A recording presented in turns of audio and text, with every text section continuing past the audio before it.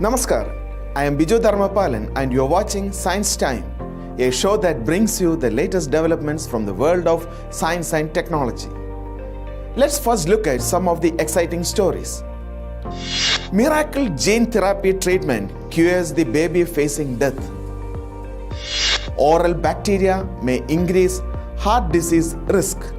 The rare aubrite meteor that crashed in Gujarat could shed light on evolution of planets. Now let us see the news in detail. A toddler with a rare inherited condition has become the first child to be treated by the National Health Service England with a new life-saving gene therapy. Little Teddy Shaw has become the first patient to receive treatment for metachromatic leukodystrophy or MLD, an inherited condition that causes catastrophic damage to the nervous system and organs. Those affected by this disease usually die young. Life expectancy with metachromatic leukodystrophy is between 5 and 8 years. The 19-month-old Teddy Shaw was diagnosed with metachromatic leukodystrophy last April at the same time as her 3-year-old sister Nala.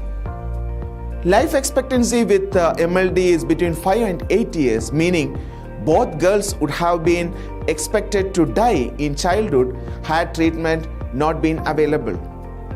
But Teddy is effectively cured after undergoing the treatment with the world's most expensive drug, Lipmedley, which removes stem cells and replaces faulty gene before re-injecting the treated cells.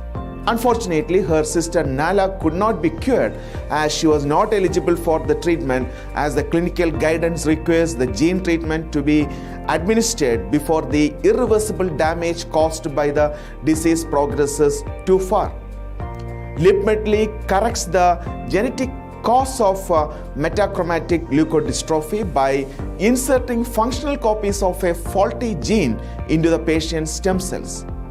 The stem cells come from their own bone marrow or blood and are fed back into the body with new genetic information.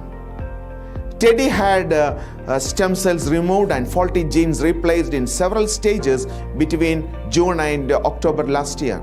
The drug, which is delivered as a one-off intravenous infusion, must be given before the irreversible damage caused by the disease progresses too far, according to guidance from the National Institute for Health and Care Excellence or NICE England. Now let's move to the next story. Infection with a bacterium that causes gum disease and bad breath may increase the risk of heart disease, shows a study published in the journal eLife. A combination of genetic and environmental risk factors contributes to heart diseases, which is responsible for about 1/3 of all deaths worldwide. A buildup of plaque in the arteries that supply the heart with blood causes coronary heart disease. Previous studies have linked certain infections to an increased risk of plaque buildup. In the study published in eLife, the researchers indicates that treatments for colonization or infection with the oral bacterium Fusobacterium nucleatum may help reduce heart disease risk. According to the researchers, Fusobacterium nucleatum might contribute to cardiovascular risk through increased systematic inflammation due to bacterial presence in the mouth or through direct colonization of the arterial walls or plaque lining the arterial walls. The study may lead to new ways of identifying high-risk individuals or lay the groundwork for studies of preventive interventions that treat Fusobacterium nucleatum infections to protect the heart. Now let's move to the next story. Researchers have confirmed that a meteorite dubbed as Deodar meteorite that crashed in two villages of Gujarat on August 17, 2022 is a rare aubrite that originated from an extremely reduced differentiated parent body in our solar system. Researchers from Physical Research Laboratory used reflectance spectroscopy to analyze the chunks of the meteor and found that it contained magnesium-rich pyroxene. The analysis revealed that the meteorite is a rare, unique specimen of aubrite. Aubrite falls in the rare achondrite group of meteorites. Aubrites have sulfides of sodium, titanium, manganese, chromium, and calcium. These are all lithophile elements. The details of the analysis have been published in the journal Current Science.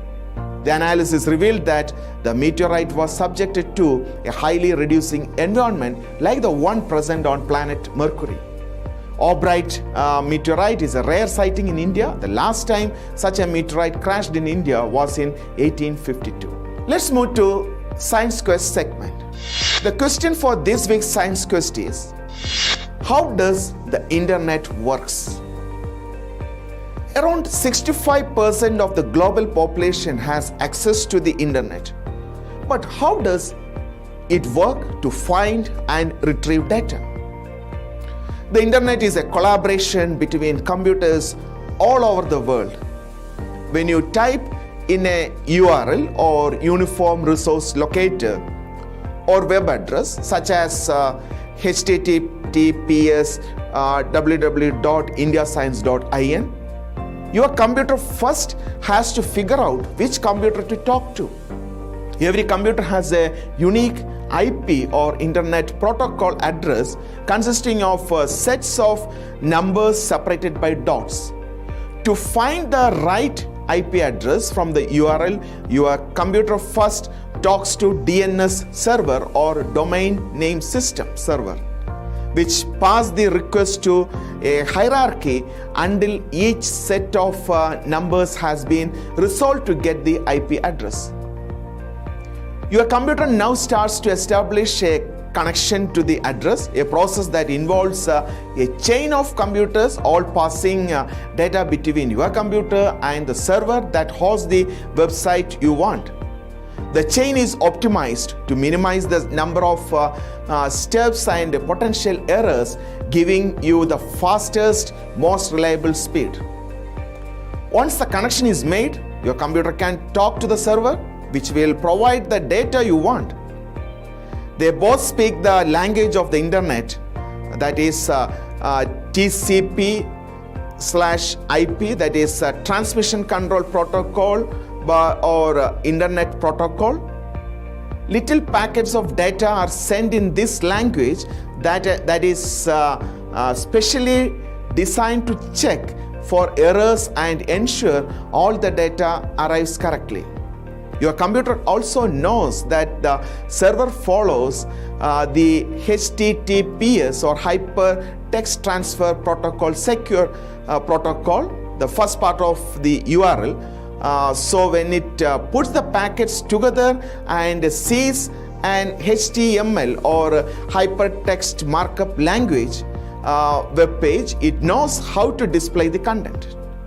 Today's web pages are often very complicated. Their HTML code may specify content stored on other computers, each with their own domain names. So as your computer displays the content, it has to keep asking the DNS servers, where is this? And quickly establishing new connections to other computers.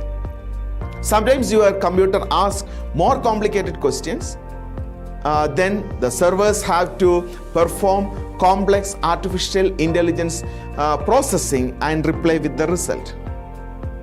All of this communication happens dynamically across the world, with servers providing data through whatever connections are available, making the internet amazingly robust. With this, we come to the end of this edition of Science Time.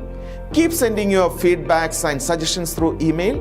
Our email ID is indiascience@vigyanprasad.gov.in. We will be back with more exciting stories from the world of science next week.